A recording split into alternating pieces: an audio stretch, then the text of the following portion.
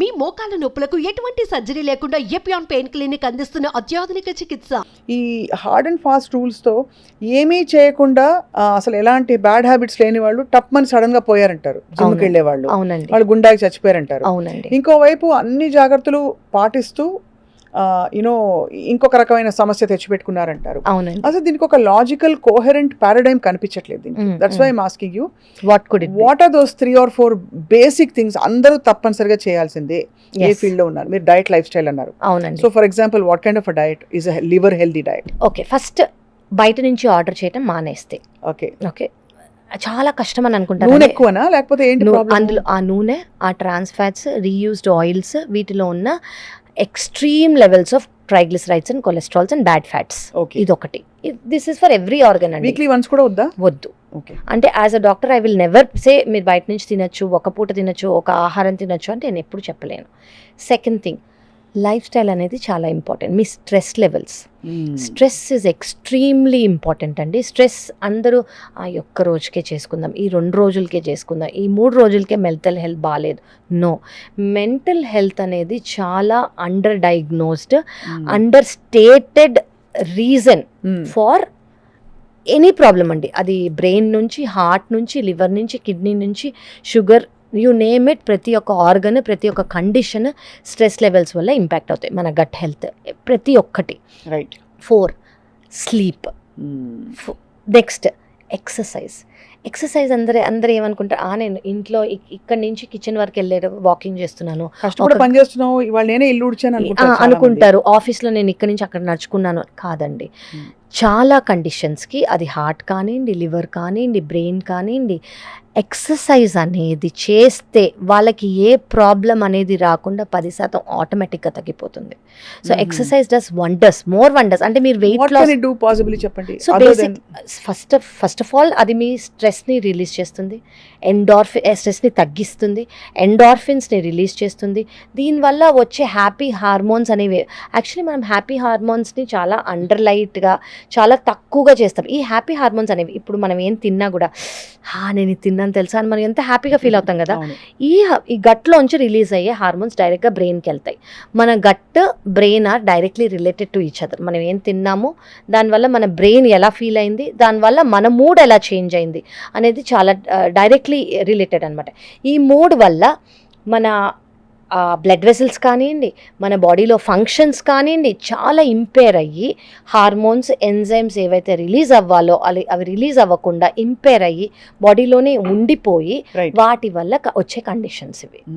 So ఇవి ప్రతి ఒక్క ఆర్గన్స్ని ఇంపేర్ చేయొచ్చు. సో చాలామంది మీకు ఏ ఫార్మ్ ఆఫ్ ఎక్సర్సైజ్ ఇంపార్టెంట్ అనుకుంటే అది డాన్స్ ఫామ్ అనుకోవచ్చు, స్ట్రెంగ్త్ ట్రైనింగ్ అనుకోవచ్చు, బ్రిస్క్ వాకింగ్ అనుకోవచ్చు, మీకు నచ్చింది, పిలాటేస్ అనుకోవచ్చు, యోగా అనుకోవచ్చు, ఇన్ ఎనీ ఫామ్ మీరు ఎలా చేసుకోవాలంటే అలా దీస్ 5 థింగ్స్ మనం బేసిక్గా చేసామనుకోండి, ఏ కండిషన్ అయినా మనం యాక్చువల్లీ మన గ్రిప్లో పెట్టుకోవచ్చు.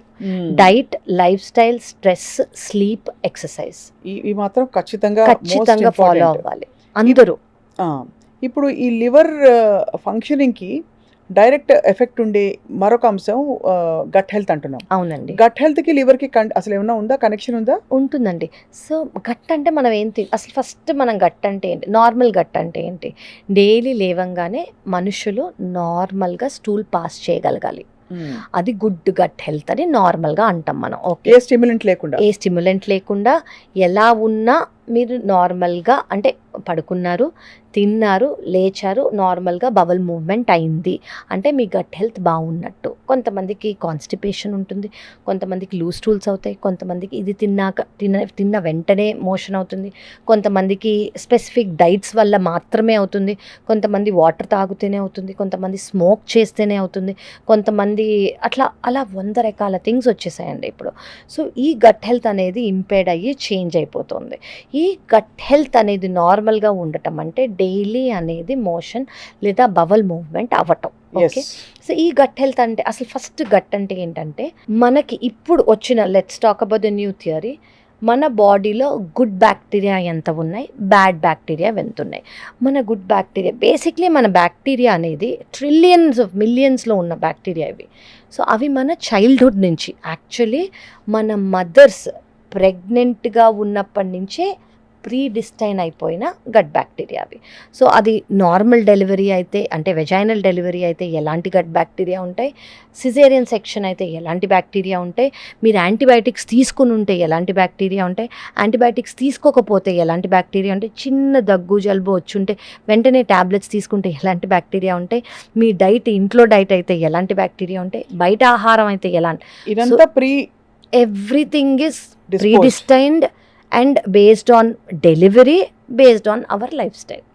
సో ఈ లైఫ్ స్టైల్ చేంజెస్ అనేవి మనం కొంచెం చేసుకోగలిగితే, మనం ఇందాక అనుకున్నట్టు ఈ గట్ హెల్త్ బాగుంది అనుకోండి, ఎస్పెషల్లీ గుడ్ బ్యాక్టీరియా అనేది ఎక్కువ ఉన్నాయి అనుకోండి, ఇప్పుడు మనకి రీసెంట్గా వచ్చిన స్టడీస్ ఏంటంటే 90% ఆఫ్ మన డిజీజెస్ 90% మన డిజీజెస్ గుడ్ బ్యాక్టీరియా తక్కువై బ్యాడ్ బ్యాక్టీరియా ఎక్కువ అవ్వటం వల్ల. అది ఆ బ్యాడ్ బ్యాక్టీరియా సోర్స్ ఏంటి? సో అది మన లైఫ్ స్టైలే. ఇప్పుడు నేను అన్నట్టు బయట నుంచి తినే ఫుడ్ కంటామినెంట్స్ గా చూస్తారా? కంటామినెంట్ గా చూడొచ్చు. స్ట్రెస్, బాడీ వెయిట్, షుగర్స్ 100% అండి. షుగర్స్, ఎక్కువ salt, carbonated drinks, processed food, ఇవన్నీ breeding ground for bad bacteria. Exactly. అంటే అవి ఏంటంటే అవి తినంగానే బ్యాడ్ బ్యాక్టీరియా గ్రో అవ్వడానికి మనం ఒక ఇల్లు ఇచ్చినట్టు. అది సో అవి అలా గ్రో అవుతుంటాయి. ఎంతో ఇంత ఫామ్ లో లేకపోతే తక్కువ మోతాదులో ఉండే బ్యాడ్ బ్యాక్టీరియా మనం పెంచుతున్నాం, మనం పెంచి పోషిస్తున్నట్టు అయిపోయింది ఇవన్నీ తినడం వల్ల. అవునండి. దాంతో గట్ మిస్బ్యాలెన్స్ అయిపోయి డిస్బయోసిస్ అంటాం. అంటే గుడ్ బ్యాక్టీరియా అనేది ఎక్కువ ఉండాల్సినవి తక్కువ అయిపోయి బ్యాడ్ బ్యాక్టీరియా అనేవి తక్కువ ఉండాల్సినవి ఎక్కువ అయిపోతాయి. సో దీనివల్ల ప్రతి ఒక్క కండిషన్ వస్తుంది. సో ఇప్పుడు వచ్చిన రీసెంట్ స్టడీస్ ఏంటంటే ఎవ్రీథింగ్ ప్రతి ఒక్కటి ఈ bacteria, good bacteria, bad bacteria మీద బేస్డ్ అయ్యే ట్రీట్మెంట్ ప్రోటోకాల్, మైక్రోబయోమ్ అంటాం. Exactly, that is our gut microbiome. So దానికి లివర్ కి డైరెక్ట్ కనెక్షన్ ఉందంటున్నారు. దానికి ప్రతి ఒక్క ఆర్గన్ కి ఉందంటున్నా. లివర్ కి మాత్రమే కాదు, మన బ్రెయిన్ కి, మన హార్ట్ కి, మన లివర్ కి, మన రెస్పిరేటరీ సిస్టమ్ కి, మన ఇంటెస్టైన్స్ కి, మన స్కిన్ కి, ఎవ్రీథింగ్ ప్రతి ఒక్కటి అది. అంటే అది మన లైఫ్ స్టైల్తో ముడిపడి ఉంది కాబట్టి మనకు అర్థమవుతుంది. కాబట్టి మనం ఏంది మన ఆహారం తీసుకుంటున్నామో, ఎలాంటి లైఫ్ స్టైల్ ఉంటున్నామో, సరిగ్గా నిద్రపోతున్నామా, స్ట్రెస్ ఉందా లేదా, అండ్ ఆల్కహాల్ తీసుకుంటున్నామా లేదా, deep fried foods, saturated foods, carbonated drinks, sugars, salt ఎక్కువ తీసుకుంటున్నామా, ఇవన్నీ మన చేతిలో ఉన్నాయి. ఇవనేవి మనం ఖచ్చితంగా కట్ చేసుకోగలిగితే, మనం అవి బ్యాలెన్స్ చేసుకోగలిగితే ఆటోమేటిక్గా గుడ్ బ్యాక్టీరియా మన డైట్లోంచి మనకు వచ్చేస్తుంది. అండ్ కానీ చాలా డిసర్టనింగ్ అండి. అంటే ఎందుకంటే కష్టపడి పని చేస్తాం. అవును. ఎప్పుడో అప్పుడు ఏదో ఒక స్ట్రెస్ రిలీఫ్, ఒక స్ట్రెస్ బస్టర్ అంటే ఏదో ఫ్యామిలీతో రెస్టారెంట్కి వెళ్ళి బయటకు వెళ్ళాం. అవునండి. లేదు ఏదో ఇంట్లో ఆర్డర్ చేసుకుని టీవీ ముందు అందరు పొలం ఫ్యామిలీ అందరు కూర్చుని తిండా, it's a very common thing. అవునండి. అలాంటిది అసలు అన్ని ఆ రోజు కూడా ఇంట్లోనే వండుకుని స్వచ్ఛంగా తినాలంటే it's a scary thought. Actually it's a very stressful thought. Very true అండి. మనకి వయా మీడియాలో ఏం లేవంటారు అయితే. అంటే ఉండొచ్చు. అట్లీస్ట్ మీరు ఏ సోర్స్ నుంచి తెచ్చుకుంటున్నారో ఆ సోర్స్ కరెక్ట్ అయిన తెలుసుకోండి. వాళ్ళు ఏ ఆయిల్ యూస్ చేస్తున్నారు, డీప్ ఫ్రైడ్ రీయూస్ చేస్తున్నారా ఆయిల్ లేదా, మీరు వెళ్ళి వాళ్ళ హైజీన్ అనేది ఎలా ఉంది, వాళ్ళు కరెక్ట్ సోర్స్ చేస్తున్నారా లేదా అని అట్లీస్ట్ అదైనా మీరు చూసుకోగలిగారు అనుకోండి, it is better than nothing at all. అంటే ఎడాపెడా ఇష్టం వచ్చినట్టు ఎక్కడ పడితే అక్కడ ఫ్రీక్వెంట్ గా ఆర్డర్ చేసుకుని తినడం వల్ల ఈ ఇబ్బందులు ఉంటాయి ఖచ్చితంగా మాత్రం మీరు డెఫినెట్ గా వార్న్ చేస్తున్నారు. ఇప్పుడు మీరు చెప్పారు ఈ వెయిట్ రెవల్యూషన్ ఏదైతే వచ్చిందో, ఎక్సెస్ వెయిట్ నుంచి ఇప్పుడు people are trying to go back to lean body. ఎందుకంటే మీరు 10 మందిని చూస్తే కనీసం 7-8 కొంచెం ఒక గుప్పెడు ఎక్కువే ఉంటారు తప్ప ఈ మధ్య సన్నగా ఉండేవాళ్ళు అక్కడ కనిపించారు అసలు. అవునండి, కరెక్ట్ కదా. అండ్ మళ్ళీ ఏం తినలేదంటారు అందరూ. అవునండి. సో దీనికి ఈ మధ్య ఇవన్నీ వచ్చేసాయి, ఇన్స్టెంట్ వెయిట్ లాస్ టెక్నిక్స్, ఏదో క్రయోలైపోలిసిస్. అవునండి. ఇంకోటి ఏదో ఓరల్ సప్లిమెంట్స్ కొంతమంది, ఫర్ ఎగ్జాంపుల్ సెమాగ్లూటైడ్స్ అంటారు, ఇలాంటివన్నీ తీసుకుంటారు, రైబల్సెస్. అవునండి. ఇవన్నీ ఏంటి పనిచేస్తాయా అసలు? అంత ఈజీగా పనిచేసేటట్టు అందరూ వేసుకోవచ్చు కదా అనిపిస్తుంది. కరెక్ట్ అండి. యాక్చువల్లీ ఈ మధ్య నా దగ్గరికి వచ్చే పేషెంట్స్ అందరూ ఈ టాపిక్ మీద ఈ కన్సర్న్తోనే నా దగ్గరికి వస్తున్నారు. సో ఒకటి బరువు ఉండేది కాస్మెటిక్ రీజన్, నేను సరిగ్గా కనిపించాలనుకుంటాను, నాకు కాన్ఫిడెన్స్ ఎక్కువ ఉండాలి, దానివల్ల తక్కువ అవుతాను. కొంతమందికి అసలు దేనివల్ల బరువు వచ్చింది, అండర్లైన్ కాజ్ ఏంటి, ఏదైనా హార్మోనల్ డిస్బ్యాలెన్సా, లేదా థైరాయిడా, లేదా వేరే అదర్ హార్మోనా ఏంటి అనేది మనం చూసుకోవాలి. లేదా ప్రాపర్గా లైఫ్ స్టైల్ వలన ఫస్ట్ అది చూసుకోవాలి మనం.